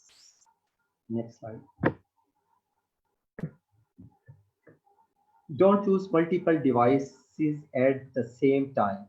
Be mindful about this, and only several devices when absolutely necessary.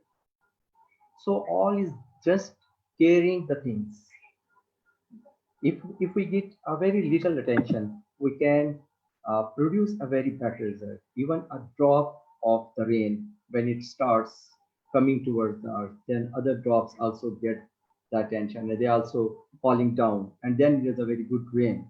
So scouts, I think, would become the first rainwater, the first drop of the water to to try to their home first, that to use a multiple device, don't use.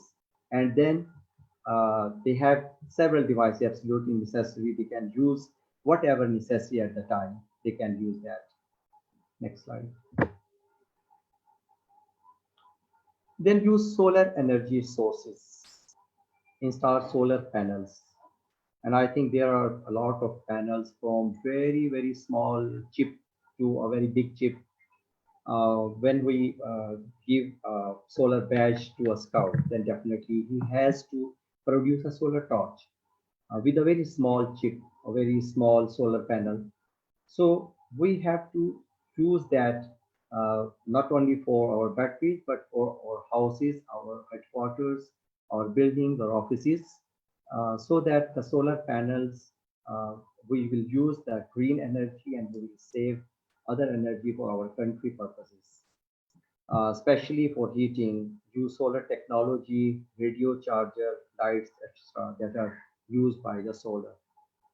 Next slide, please.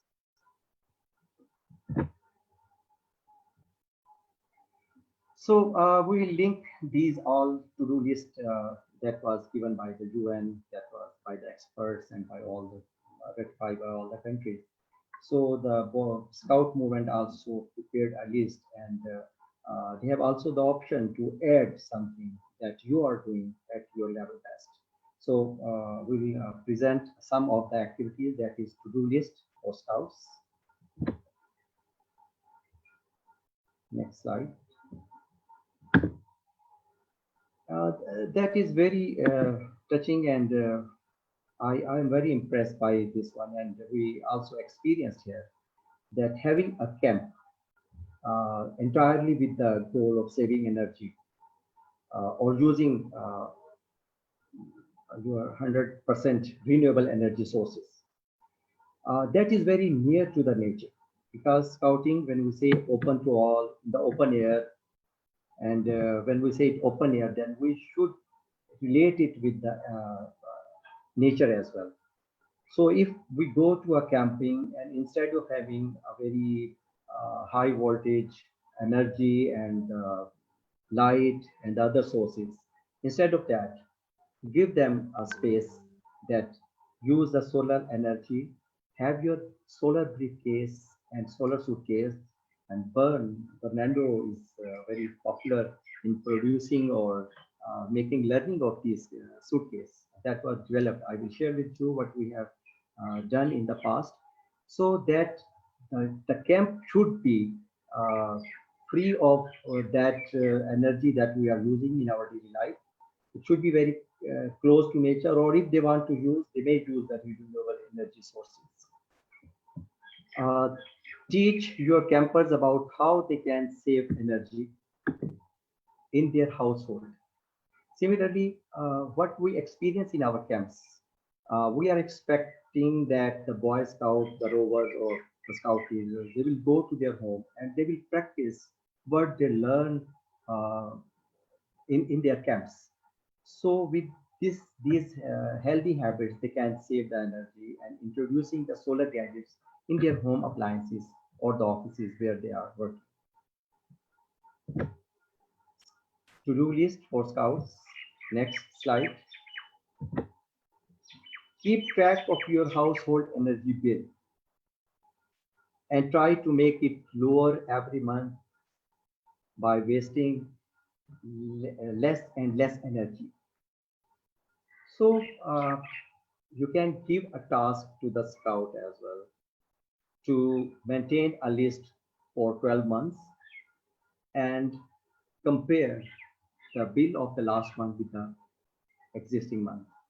And they will, and we will definitely effort to put off or switch off the lights, unnecessary lights, the appliances that are not in use, and we'll try to reduce the units, that the consumption of the units in each month, and it should be decreases, and then it would be one of the indicator if you are going to award a solar badge, that he must maintain a list of the electricity bills, and then there should be a prominent decrease in the using of the units.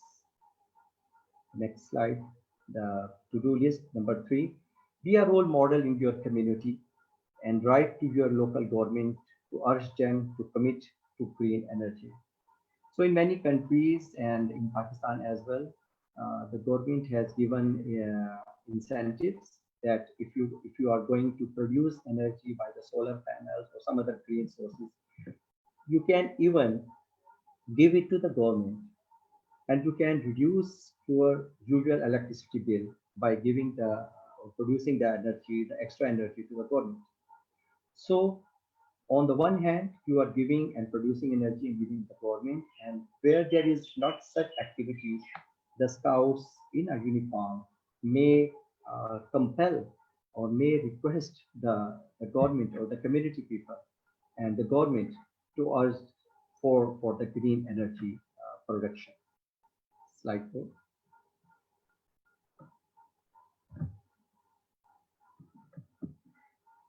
Yeah. Stop using one-use batteries. Again, you have also observed that you have the same goal, and this is synchronized with that list. That is according to the capacity of the Scout, that they can not use one-use battery, but they can use the rechargeable electronics and the batteries. And definitely, it's very common available now in the market is the solar powered batteries that are also renewable. Give them, they charge them in the sunlight, and then we can use in the night time as well. Next slide. Develop small habits to save energy at home by unplug unused electronics. Again, it's very much relevant to the same list. Setting the thermostat to cost-effective temperature, wash your clothes with cold water and hang dry them. Use modern energy efficient light bulbs. We see so many gadgets that are using so many water, even the automatic machines, the washing machines, they are using a lot of water, a lot of energy, a lot of even the soap or whatever the detergent you are using. So we have to come back to the traditional way to save energy, to save water, and cost-effective techniques, what we are using earlier. Next slide. Food production. that is basically require a lot of energy, and especially when we will cook the meat, it need a lot of energy or the sources of the heat. So the Monday or any day, it may be decided that we will skip eating meat once a week. Don't regularly waste food even. So there are two things. One, we may skip one day that should be without meat. And in Pakistan, I will share, there are 2 days in which the Tuesday and Wednesday, then there are the meat shops are closed. But it doesn't mean that before these 2 days, you can get the meat and get it freezed and then cook it on the Wednesday or the day when the government has announced not to eat the meat. So this is our individual habits and our individual effort to inspire not only our own family but our friends and other community, just to have save the energy and the resources. Next slide, please. Green your commute, ride a bike. I have seen so many scouts, even Sid Castillo is using bicycle every day, and they also have the slogan that we have covered so much kilometers, and we also use the bike ride. Or even instead of ride a bike, you can have a hike. That is very good and useful for your health as well. And instead that doctor advised you to have a walk daily, just have a walk and ride a bike or use public transportation when possible. It doesn't mean that you are going to the market and you are going alone and using a car. You can go, if that is nearby, you can go on foot, and then you go on the bike ride, using the bike ride, and car share and ask other people to share your vehicle if you are going on the car and go. Next slide, please. Use Scouts Go Solar quiz game cards and test your solar knowledge. In different countries, they are using the template of the Scouts Go Solar to earn the badge for the Scouts. So in getting the Scouts Go Solar badge, there is an activity. There is a card game, and in these cards, they have to collect the cards that are the equipments that are using less energy. All the home appliances, for example, the bulb, the tube lights, the fans, aircon, refrigerator, washing machine, colored TV, black and white TV, and the other, whatever, the iron, whatever the appliances in a home, they are using and getting how many units are spent on using these equipments or appliances. So through this quiz game, they become aware that which one appliances or which one their home appliance is getting how much unit and how much energy is being used for using that appliances.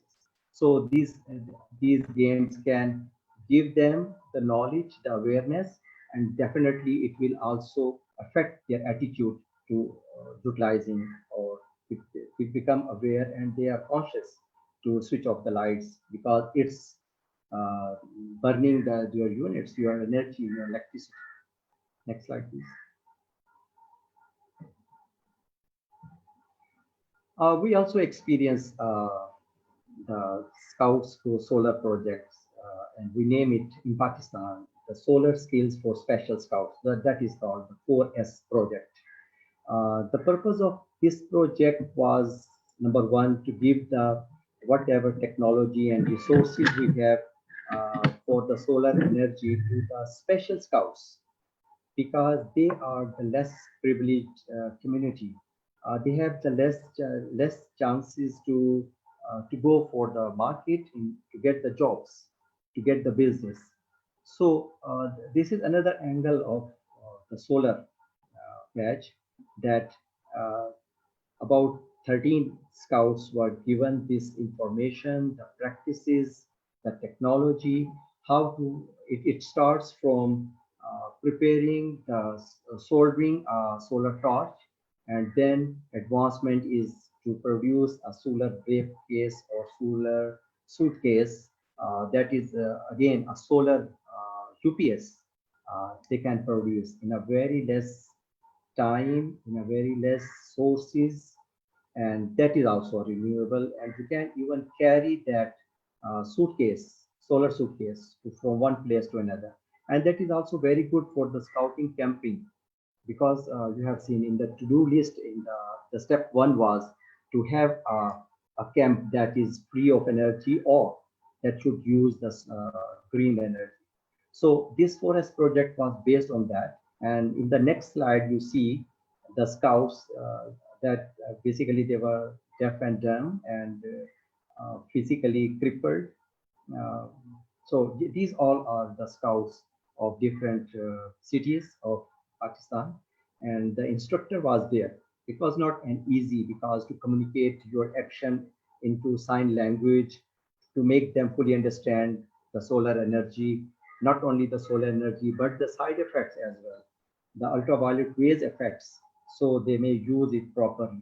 So it was a 10-day program in which they were given the energy, introduced the solar panels, the suitcase, the parabolic cooker, and the solar art, the activities according to their age. Next slide.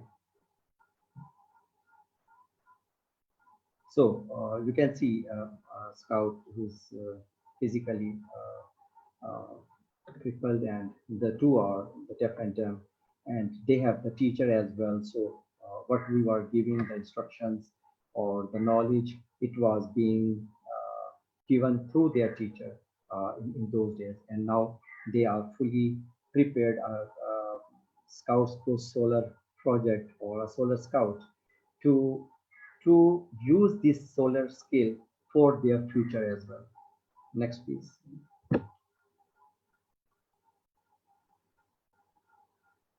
So these all you can see that they are responding the questions and the answer session through a person that is a facilitator from their own college or schools. Next slide, please. Then we have so many things we have introduced. All the countries that are using they have introduced a solar badge, a Scouts for Solar badge. They are producing and they are giving knowledge and skills to the scout, that is solar suitcase or the briefcase.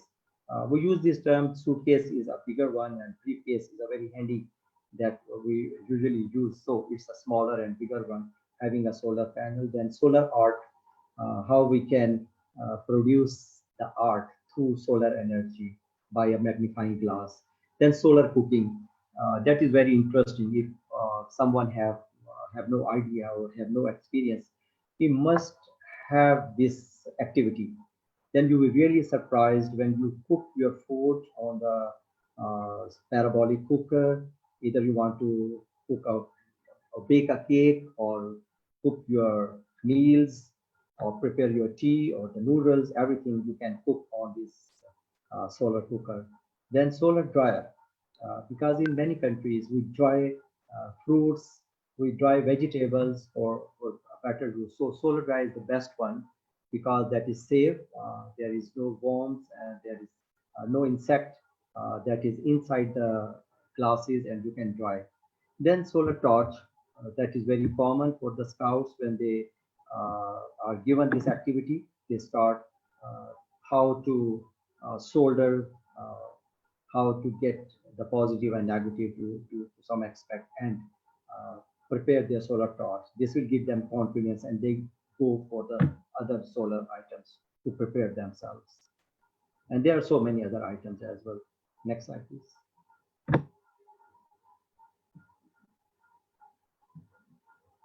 So this is one of the gadget that is solar suitcase that was prepared during a solar workshop, solar instructor workshop in Manila, and I bring that solar suitcase to Pakistan, and then now we have more than 12 or 13 solar suitcase that was prepared by the during the solar workshop or by these special scouts. Next, please. That is including the inverter and the, so it's a solar art. I have seen the very much interest, even if the scout leader or very senior scout leader or a child, they enjoy this activity that by the magnifying glass they have drawn the beautiful pics of the button hole. They write their names. They write very beautiful verses.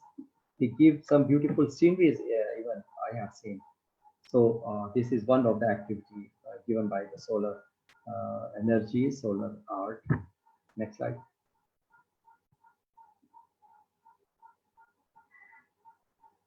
This is solar parabolic. It is not very common in every country, but I think in Bharat Scout and Guide, they are using different, not only Bharat Scout and Guide, but in India and so many other countries.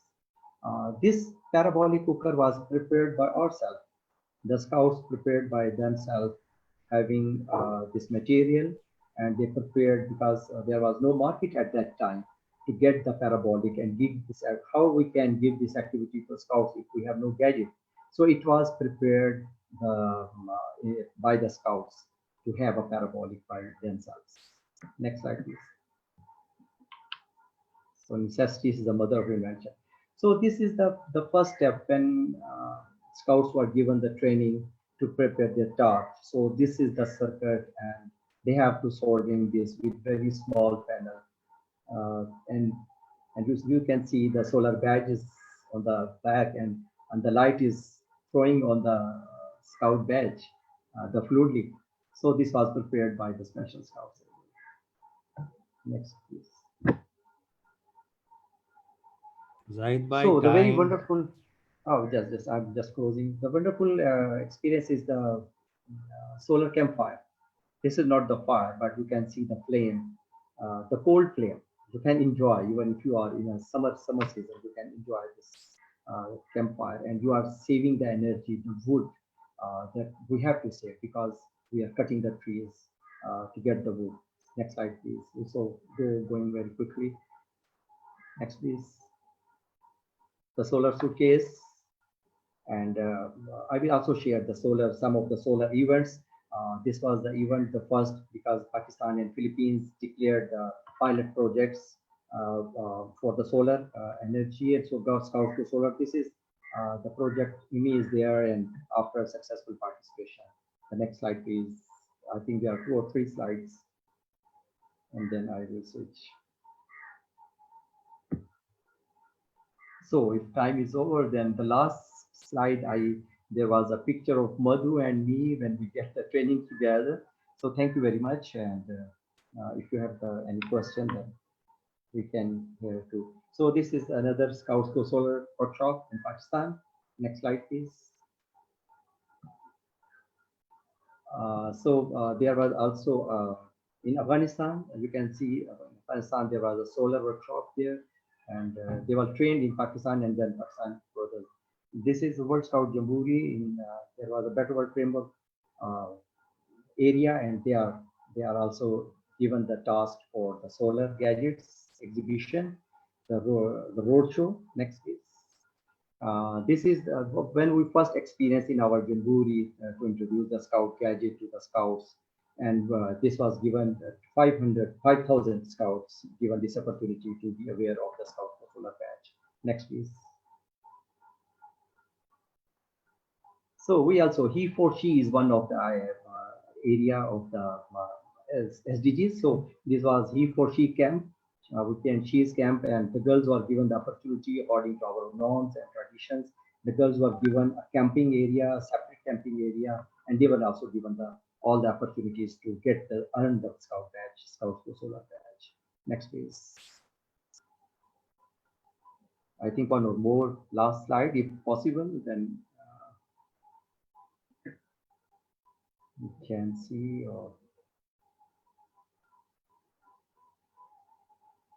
Next, please. So we have partners, Soul Africa, Greenpeace, so many organizations. This is candlestick workshop, and they have very regular jamboree as well, and they have the solar training from all the regions. They came by the Soul Africa and Greenpeace, and definitely WASM. They are the partners for this activity. Next, please. You can see this parabolic. I'm also thankful to Konurut. Konurut is from Greenpeace, and he's the person who is behind all the endeavors, and he's supporting all the Scout activities. This is a person who helped us in the from the U.S. Embassy to discuss, to prepare a place for the Battle framework. And this was the, you can see the pic where the launch of the solar belt, the hard launch, was held in Pakistan, and the Honorable J.R. Anglirinan was there as a chief guest, and this was the 242 when we invited the Girl Guides as well, and Scouts from Bharat. And thank you, Madhu, for this very beautiful smile, and thank you very much for all the audience for to have a patience. Thank you so much.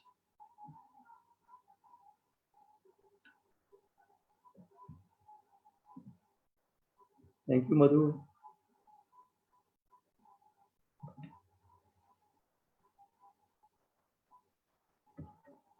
Thank you, Prasanna. Hi, is Madhu not there? Good afternoon. Thank you so much, Zaid bhai. Thank you so much. It was a good presentation, and I believe that our viewers, and they would have understand about the use of alternative energies.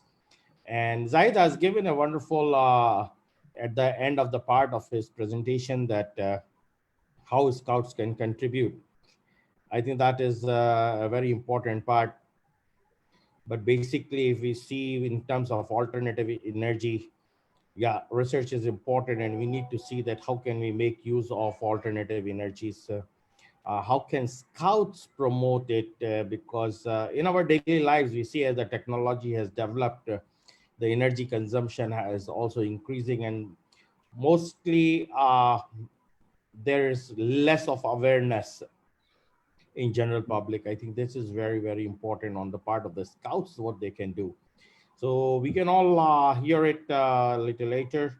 If Madhu is back, I will like to hand over back to Madhu. Otherwise, Irvin, please take over.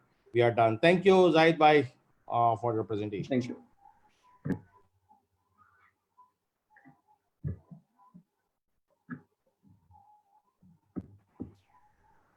Irvin, we can do the closer if Madhu is not back.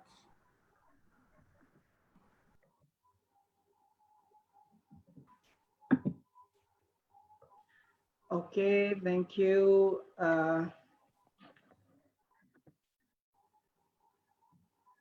Thank you, brothers and sisters Scout, for joining with us today. And thank you for our wonderful speakers for sharing with us today. And we wish you had insightful and fruitful discussion today. So I'm not sure if we still have enough time to discuss about anything that you want to may discuss with us today, but you can still drop the question on the Facebook comment, and we will try to reach you out there, and also sending the question to our speakers today. And last but not least, thank you so much once again. We will send you the link for the feedback form. And please fill up the feedback form and send it to us, as it's very important to our improvement in the next session. Thank you once again for Mr. Hani, Rafael, and Brother Zahid for joining with us. And see you in the next session at 16 September 2020 at the same time. Thank you so much. Yeah, I will just add to what Edwin said. 16th, a very important day. 3 on environment, and don't miss it. The 3 goals on the environment that are number 13, climate action; number 14, life below water; number 15, life on land, which are the most attractive for the young people and most attractive for the Scouts to undertake. So don't miss of them.